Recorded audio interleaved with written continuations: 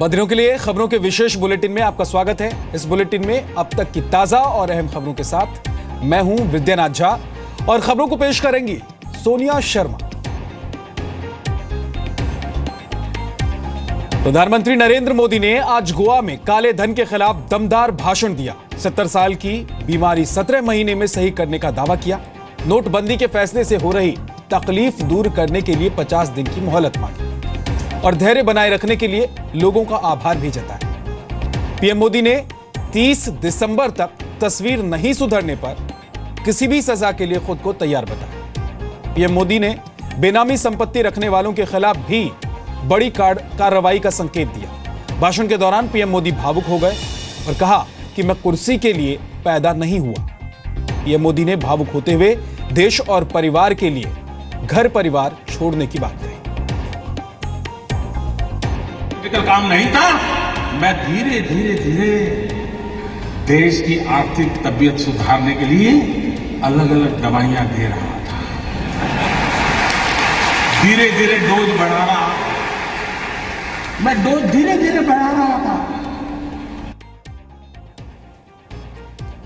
PM Modi ने साफ किया कि भ्रष्टाचार के खिलाफ लोग उनकी सरकार को चुना है लोगों ने और पीएम ने सरकार बनने के तुरंत बाद काले धन की जांच के लिए एसआईटी गठित किए जाने का भी जिक्र किया। पीएम मोदी ने काले धन के खिलाफ अमेरिका समेत दुनिया के कई देशों में काले धन के खिलाफ समर्थन जुटाने का भी दावा किया और काले धन की वापसी के लिए समझौते में बदलाव की भी बात कही। पीएम मोदी ने काले धन के खिलाफ कड़े कदम उठाए जाने का भी हवाला दिया, जिसमें 2 लाख से ज्यादा की ज्वेलरी खरीदने पर पैन को जरूरी बनाया जाना शामिल है और पीएम मोदी ने इस फैसले के खिलाफ कई सांसदों की तरफ से विरोध जताए जाने का भी जिक्र किया और दावा किया कि इसी तरह के दबाव की वजह से पुरानी सरकारों ने फैसले बदले भी, लेकिन वो दबाव के आगे नहीं झुके और फैसले को लागू किया।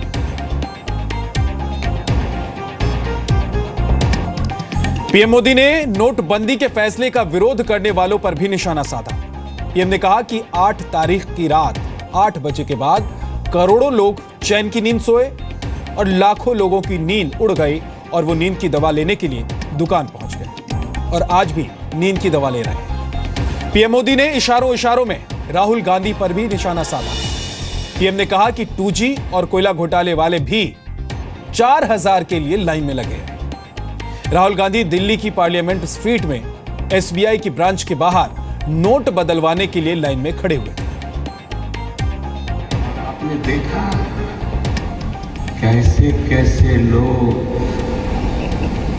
2G स्कैम, कोयला स्कैम, अरबों खरबों, मालूम है ना सब, मालूम है ना।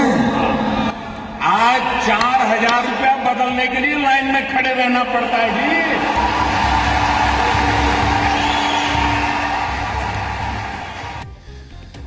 कांग्रेस ने प्रधानमंत्री नरेंद्र मोदी के भाषण को नाटक बताया तो सीपीएम ने 50 दिन की मोहलत मांगने वाले लोगों को बरगलाने वाला आरोप लगाया। कई दिग्गजों ने पीएम के भाषण का स्वागत भी किया।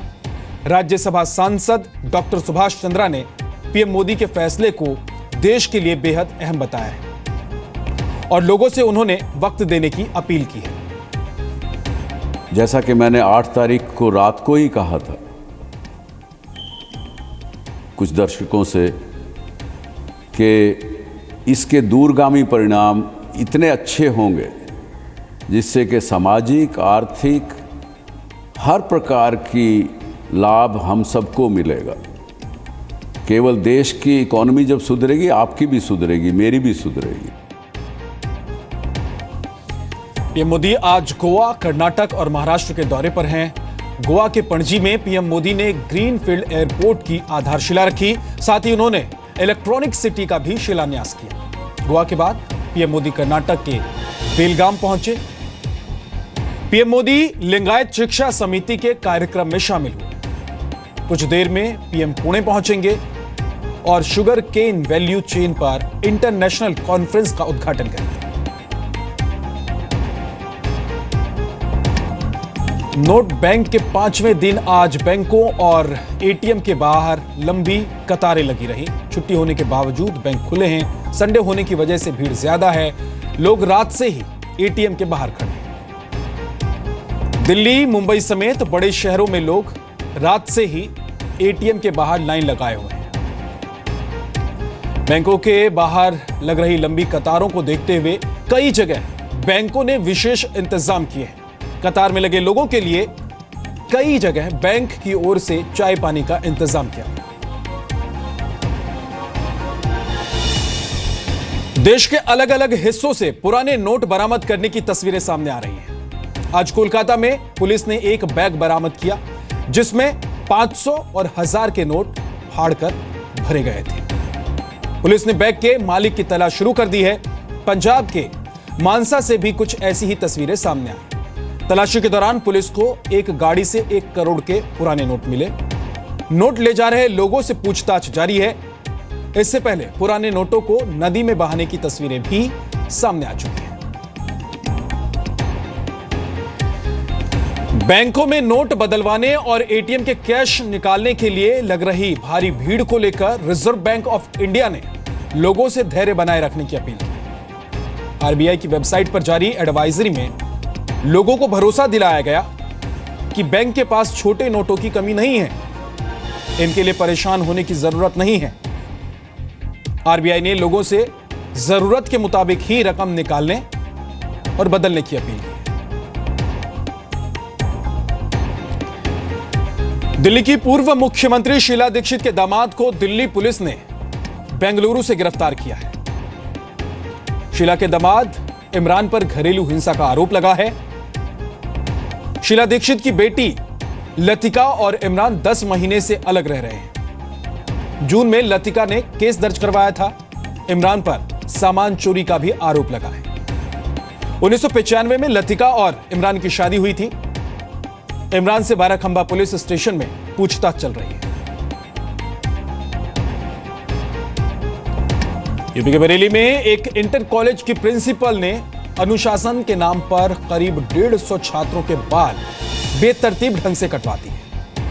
मामला बरेली के मशहूर लॉयंस रुहेला इंटर कॉलेज का है। स्कूल की प्रिंसिपल अनुराधा सिंह ने 9वीं से लेकर 11वीं में पढ़ने वाले छात्रों के बाल सामूहिक रूप से कटवा दिए।